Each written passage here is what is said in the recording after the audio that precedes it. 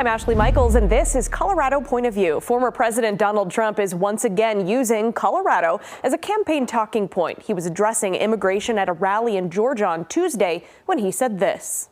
Aurora, Colorado, you saw that, where Venezuelan gangs are taking over real estate. They become real estate developers. How nice. But Aurora is a mess. The governor is a mess. You know, the governor is a Democrat, and he's a radical left Democrat, and he's not too popular right now because they're going to take over a lot more than Aurora. They're going to go through Colorado, take over the whole damn state by the time they finish. Unless I become president, they won't last long.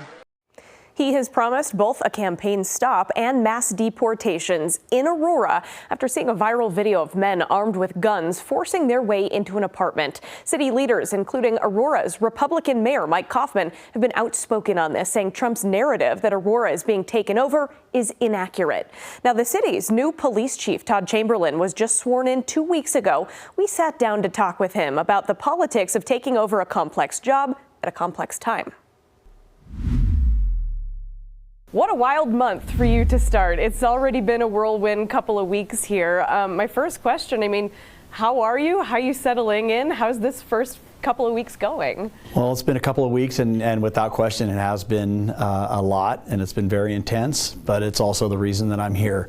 So it wasn't anything that I was not expecting. There were some nuances to it that kind of came up at a national level. But again, I think that's really a fantastic way to start because it really gives you an immersion into what are the issues, what are the complexities that I'm dealing with, and will help me to guide this and to set this path that I'm on for this organization and hopefully for the betterment of the city. Leads me to my next question. A lot has happened. I've been here about 10 years. A lot has happened in Aurora in the last 10 years or so. That's sort of the short-term memory that people in our community have. How much did you know about Aurora and what's been going on here with crime in the police department before you got here? Yeah, I actually, in my last occupation, I was actually doing a kind of a review of Aurora myself, looking at it. I was looking at the consent decree, I was looking at some of the issues of the consent decree, and again, those are some of the complexities that I'm really thankful now that I have the opportunity to kind of address and try to make better. So I did have a good awareness of Aurora. I did have an understanding of what the issues are in Aurora. I think this is a great community. I think it's a beautiful place to be. I think this department, without question, is a really good department. I think they have a lot of standards that are very consistent with 21st century policing, and I really look forward to enhancing that to make it even better. Let's talk about what everybody's talking about, the situation with gangs, with apartment complexes, all of that. I know you've been out to these buildings. You've walked out there, you've talked with people. What is going on? Well, I think there is without question an issue. I think we've had a huge influx of immigrants coming into the Aurora that 2 years ago were not here. For whatever reason, however it happened, again, for us, we are not on the federal aspect of the immigration policy. That is something for the White House to determine. That's something for the federal government to determine how immigration flows and what happens and what's good, bad, or indifferent about it. For municipalities, for local law enforcement, our role and responsibility is to ensure that people are safe. And so I think that's what you've seen. I think you've seen a huge influx of immigrants. And I think sadly, I think there's been a breakdown on the federal side as far as supporting long-term infrastructure for those immigrants. I think they were basically here, dropped off, and I think they were left to their own, hey, you survive how you got to survive. And for me, that was really important to go out and walk through those complexes because that's what I saw. I saw people that were basically sequestered in these small, dilapidated apartments. They had entire families there. They had no, that I could see, again, this is my opinion, I saw no infrastructure to support them. I saw no care for them. I saw no trajectory of where they are going to go in the future. And so again, that's where I look at it from a federal level where why weren't those things put into place? What could have been done better? How could we now collaborate to try to make things better for the people that are here now? Not to point fingers, but to say, hey, this is what we have. And again, I think it's really a volatile situation now because you have these people that in desperation are going to do things that they have to do to survive. And with us in law enforcement, again, our role, our job is to make sure that that community feels safe. And it's also to hold those who are involved in criminal activity accountable. But if their situation dictates that they make certain choices based upon the lack of necessity or a lack of or need That's where I think we have to balance all of that. But the one thing I want to let you know is that this is not an immigration issue. This is not documented, undocumented. This is strictly about if someone is victimizing someone, if someone is bullying someone, if someone is mistreating someone, the Aurora Police Department is going to hold those individuals accountable. But this is not a blanket statement on all the immigrants that live in and around Aurora, and it's not a blanket statement on the community of Venezuelans that are coming in here. One thing I'm not going to have is over-policing, where we just say, hey, it's a blanket, it's all Venezuelans are the problem, because that's not the truth. There's many people who come here for a better life. I think they need the help and the guidance to do that. And so our plan is to, one, prevent crime. It's to make sure that these individuals that are from Venezuela, from other countries, feel safe in coming to us. There's what's known as a dark element of crime, where something doesn't get reported. And I think that right now is incredibly high with this community, because I don't think they had trust in law enforcement in Venezuela. I think it's very different here, so we have to now build that trust. What I'm thankful about of being in this chair at this point right now is that I have the opportunity to change that trajectory immediately. I didn't step into something where these immigrants have been here for 2 to 3 years. I have the opportunity to say, okay, we're going to focus on crime, but let's focus on the community aspect. Let's make sure that they're getting contacted, that they're getting the same community care, the same feeling of support that we give everybody else in the city of Aurora. We talk about a wild first month. You may also have a presidential visit to the city of Aurora. They say it's happening. We don't know if it's happening. But if you get that opportunity to brief a presidential nominee on what's going on here, what are you going to say? I'm going to say the honest truth about what I see. I'm going to articulate out a lot of the things that I've already spoken to you. Nothing is going to be changed or muted down based upon who I'm speaking to. It doesn't matter if I'm speaking to a reporter, if I'm speaking to a presidential nominee, or if I'm speaking to a janitor or a community member. I'm going to make sure that they all understand what my beliefs are, what my views are, what my vision is, and what I see and what I've seen with my own eyes. And so I think being able to bring clarity to a message, if he asks me, hey, what do you see about this? What do you see as good, bad, or indifferent? I'm going to articulate all that information out. I'm going to articulate out the importance of having a continued relationship with federal government long after they cross the border. And it's got to be something that sets in a level of infrastructure to support these individuals as they come across. Because right now, the strain that is going on, not only in Aurora, but is going on across the nation with these other law enforcement agencies that are already short-staffed, that are already overworked, that are already dealing with so many complex issues that weren't even there 5-6 years ago, issues such as homelessness, the increase of mental health, a number of social service issues that law enforcement has gotten into, and now on top of that you throw on this increase in immigration. I'm going to let them know that there needs to be long-term plans and strategic plans to say, hey, this is how we are going to work in collaboration. It's not a period of finger pointing. It's an opportunity to say, what can we do that's going to be better? Is it a good thing or a bad thing to have the city of Aurora in the national political narrative right now? You know, I mean, for the reasons, I don't think it's the best. But I think to pull back the curtain on a lot of stuff and to say that, hey, there are issues, and there are issues not in the city of Los Angeles or the city of Seattle or the city of Chicago, but there are issues that are impacting, you know, smaller major cities across the nation. I think that's a really important discussion to have now. So, because again, if we don't identify where there's issues, where there's problems, and we just allow those to continue, that's not going to be beneficial to anybody. It's not going to be beneficial to the immigrants who come to this country to seek better a life. It's not going to be beneficial to the agencies that have to deal with it. It's not going to be better for law enforcement, who already is taxed. So again, by being able to expose this and say, this is what's really happening on behalf of the work that you're doing, I think an honest and candid view of this is incredibly important. I don't think that this needs to be under the covers. I think this needs to be out. I think people need to know that a lot of cities are struggling. A lot of the people that come here are struggling.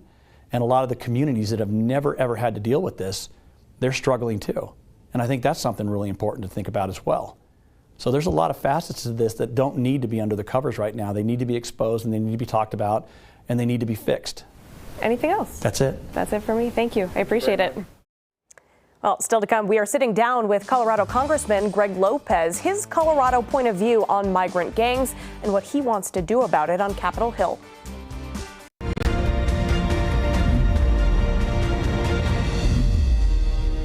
Welcome back. Immigration likely to be one of the top issues for voters come November, but a Colorado congressman who is not running for re-election is making it one of his top priorities too. Representative Greg Lopez joining us this week on Colorado Point of View. Thanks for being here. We always appreciate your time. Let's jump right in. You just introduced a bill aimed at detaining and deporting people who aren't in the U.S. legally and are known gang members. Now, I got to ask, I assume this is an idea that has stemmed from what's happening in Aurora? It is. You know what? I mean, when you see what's going on with the criminal activity and really these prison gangs, right? Tren de Aragua. I mean, when you see what they're doing, there's really not any reason why we shouldn't detain them and deport them without any due process, because they're already committing crimes within our communities and they're creating havoc. And so, yes, this is something that I believe we should be doing right away. And I sent a letter to Alejandro Mayorkas talking about that. And it's time that we send a strong message that we're not going to tolerate that. Now, it seems pretty self-explanatory in the name of the bill that you've introduced, but how does this work in your mind? Well, in my mind, look, we should know who it is that's involved in our gangs, right? I mean, they have tattoos. We got to make sure that, you know what, we protect our communities, protect American citizens and those that are here that are trying to do the right thing. So once we know that they have a criminal activity, we should detain them and we should do everything we can to deport them. Now, I'm being told that, you know, some countries like Venezuela do not even want them back. Now, think about that for a minute. When your own home country doesn't want you, that says a lot. You know, it says that, you know, there's a reason why they don't want you, and we definitely don't want them here if they're going to terrorize our communities. And so that's the way I envision this, that we will aggressively go after them. We will deport them, detain them, and make sure that we protect our communities. Now, we just spoke with the Aurora police chief. He says the armed men that can be seen in that viral video forcing their way into that apartment in Aurora may not actually be with Tren de Aragua or any other gang. It's still possible that they are, but without concrete evidence like a certain tattoo or an admission that they are with a gang, we don't know for sure if these are official gang members or if they're just a group of bad guys who are also migrants. So my question is, you know, this idea came up because of what's happening in Aurora, likely because of that viral video that everybody's talking about. But if we don't know that those guys are known gang members, how exactly would this bill help in Aurora? Well, look, I don't buy it for a minute that we don't know. Look, our law enforcement individuals, the border patrols, we track these people. For someone to say we don't know, that's a scary statement to hear from the head of the Aurora Police Department. They should know. And if they don't know, we got to ask ourselves why. And so for me, you know, we have to look at it from whether they are known or not known. We know this. They're doing criminal activity.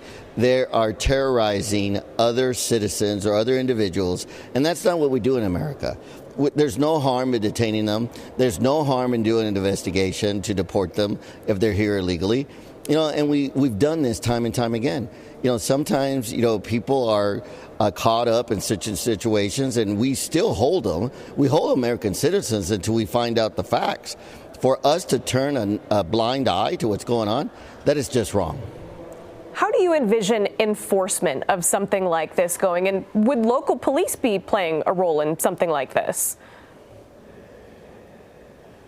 They should, yeah, of course. Look, we need to send a strong message that if you're here illegally or you've been given a right to be here until we figure out what's going on, the least that you should do is follow our rules, follow our laws. You do not take other people's property. You don't walk around with guns exposed and knocking on people's doors and just barging in. When we allow that to happen, we're creating an environment that we cannot control. I can tell you this, speaking as a Hispanic American and understanding the Hispanic culture and understanding the gangs that come from these types of countries, these are prison gangs. They're not here because they want to be here. They're here because they're going to start a business. They're going to start doing the fentanyl, the sex trafficking, the child trafficking, all those types of things. I've said it before and I'll say it again. These are like wild dogs. If we allow them to take over a community, they're going to breed and they're going to spread like a cancer. So let's just send a strong message that if you're thinking you're going to do something like that and be a criminal element, we are going to detain you and we're going to deport you. I think when we send that message, people in Colorado will be a lot safer. Now, you brought this up just a moment ago that you recently sent a letter to Department of Homeland Security Secretary Alejandro Mayorkas pressing him to have ICE agents, quote, aggressively apprehend, detain, and deport TDA and other gang members here in Colorado. What do you mean by aggressively? Aggressively. Make it a top priority. Don't just say you're going to. Look, actions speak louder than words. We've seen them time and time go up and testify that they're doing the best they can. You know, they're still trying to figure this out. Aggressively means you go out there. It's kind of like when you are looking for a suspect. You aggressively go out there and find them.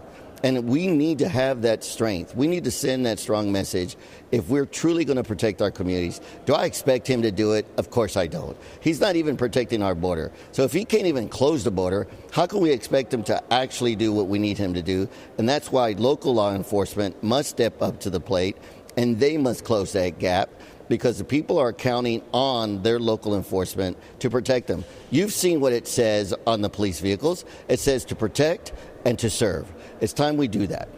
On the flip side, what do you say to people in the community who might worry that ICE agents would be going around asking anybody who maybe looks a certain way for proof of papers?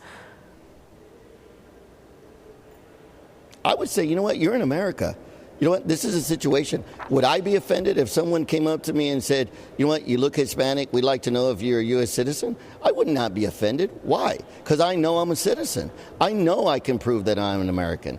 Those that are going to be offended are those that are questioning whether they're here correctly or not.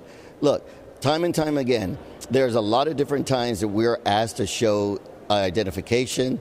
We're asked to prove who we are. Why should anyone be offended if they're here legally and they're not breaking the rules and they're not breaking the law? No one should be offended. And for those that say that people are offended, they're not keeping their hand on the pulse of the community. And I can tell you, as a Hispanic American, the Hispanic communities do not like the border being open. They want it closed. They do not appreciate what's going on, and it's time we stop it. Let's switch gears, talk about the federal budget. So we were just facing a government shutdown that's been averted thanks to a funding deal that now goes through the month of December. Now, last week, you were the only member of Colorado's congressional delegation to vote yes on the continuing resolution. But this week, when it passed, you voted no. I want to ask, what changed? Well, what changed was they took the SAVE Act off. Look, the SAVE Act was to identify that if you're going to vote in federal elections, you must prove that you are a citizen of the United States. I saw no harm in that. I think that's exactly what needs to happen, because right now we have a lot of people on voter rolls that are not American citizens, and they're on the voter rolls. And some of them are voting either innocently or purposely. You know, so we need to make sure that we only allow American citizens to vote. When they took that off, I looked at it now from a budgetary standpoint. We now have a $35 trillion national debt, and you may have heard of these or maybe you haven't. There's some zombie programs. These are programs that have expired, no longer have the authorization of Congress, and yet they're being appropriated. There's over 1,200 of these programs, and we're spending over $512 billion every single year to fund these programs that have no authorization from Congress. Who does that? You know, if we're going to do this correctly, let's discuss those programs. Let's see if they're doing the right thing. And if we feel we need to appropriate them, let's do that. But for us as Congress just to pass a budget, you know, because they're afraid of the boogeyman of shutdown, I don't buy that. I'm glad you brought up the zombie programs, because I was going to ask about it. But I want to ask you about this as well. You're new to Congress. As a first-timer going through the budget process, what's your perspective on why it has been so tough for Congress to agree on a way to fund the government long term? You know, I think it's a combination of things, right? I think they don't want to be on record making hard decisions. Look, if they just read the 1974 Budget Act and they realize that there is a process for us to do this, and accountability and oversight is another role that Congress should be playing. You know, we're sent up here to make difficult decisions that impact the future, but also the quality of life of every citizen in America. I don't think that's happening. I don't think people are taking that seriously. I think too many of my colleagues up here put politics over people, and I will always put people over politics. If we can do that, we will be able to do what we were set up here to do, and that is protect the public purse and make good informed decisions. Now, you guys are going to work on the budget one more time before somebody else takes over your seat come January. I know you're looking to make cuts, but I want to ask, is there anywhere that you're fighting for money to come here to Colorado? Any areas where you're asking for more funding for Coloradans? Well, look, it's not about asking for more money. It's about reallocating money and utilizing the money correctly. Yes, I'm looking at all these types of things. I'm looking at water projects. I'm looking at what's going on with our forest. I'm looking at what's going on with our border. But that doesn't mean we need to have more money. Look, we just talked about the zombie programs. There's over $500 billion that are being allocated and wasted on programs that we don't even know if they're successful. So there's money there. I don't think we need to add more money to the budget. I think we need to do what every American has to do when they have a budget. We have to reevaluate our priorities. We have to tighten our belts, and we can't be funding every single project specifically if it's not fulfilling what it's supposed to do, which is ultimately improving the quality of life of everybody in the United States. Congressman, thank you so much for your time and sharing your Colorado point of view. Thank you so much. It's a pleasure being here. All right, still to come after the break, we're going to take a deeper dive into a ballot measure that could change the way Coloradans choose candidates.